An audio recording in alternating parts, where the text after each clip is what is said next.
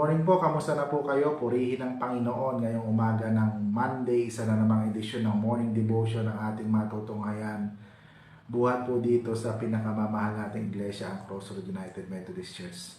Matapos ko pong talakayin ang mga baluting kaloob ng Panginoon, ngayon po ay tatalakayin natin ang mga Beatitude o the Beatitude, ang sermon ng ating Panginoon sa bundok.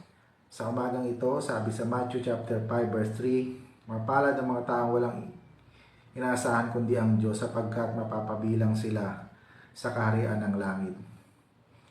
Bakit mapalad ang mga taong mayroong poor in spirit? Sino-sino po ba itong mga poor in spirit? Ang poor in spirit ay ang spiritually ay handang mawala ng worldly possession kung sa paniwala niya ay iyon ang ininanais ng Diyos. Ang poor in spirit ay spiritually ay handang bumitiw sa mga bagay na material kung ang mga ito ay magpapahamak sa kanyang kaluluwa.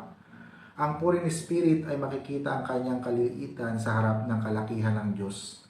Handa siyang mawalan upang siya'y punan ng Diyos. Inikilala niya na kung wala ang Diyos sa kanyang buhay ay wala siyang magagawa.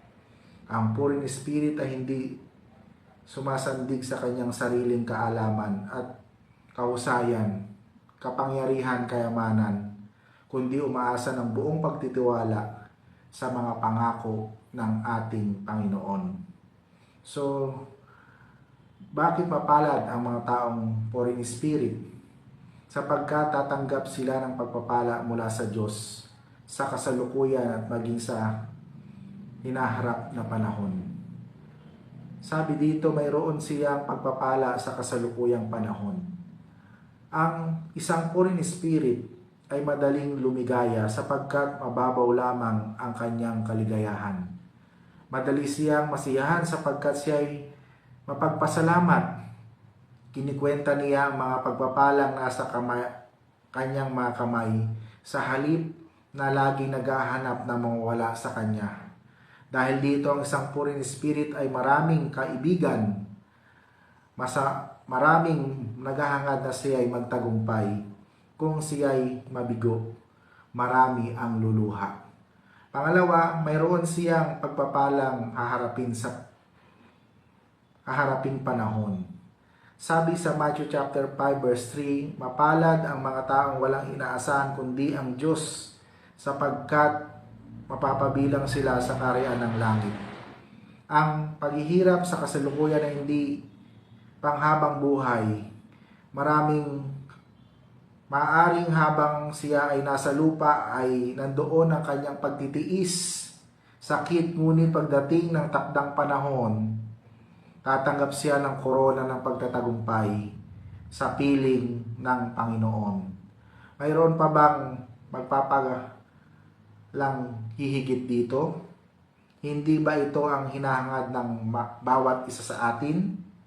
Ang siya ay makasama sa kaharian ng Diyos. This is the ultimate of all blessing. Ang the Beatitude ay talaan ng mga tinatawag na Christian graces. At sa listang ito, nangunguna ang poor in spirit. Ang poor in spirit ang kagandahang loob, ang siyang sasalalay sa mabubuting relasyon natin sa Diyos at sa ating kapwa. Ang isang taong may poor in spirit ay kinagigiliwan ng Diyos at ng kanyang kapwa. Sabi sa 1 Peter chapter 5 verse 5b, sinasaway ng Diyos ang mapagmataas, ngunit kinaluluguran niya ang mga mabababang loob. Nawa ay meron tayong natutunan sa ating morning devotion para sa umagang ito. Sabi niya, mapalad ang mga tao walang inaasahang iba kundi ang Diyos sapagkat mapapabilang sila sa kanyang kaharian. Purihin ang Panginoon. Pagpalain po tayo ngayong araw ng Monday at sa kabuuan ng araw na ito. Tayo ay manalangin. Aming Diyos na makapangyarihan sa lahat, salamat po sa umagang ito ng Monday. Isa na namang edisyon ng Morning Devotion ng aming napakinggan buhat sa iyo.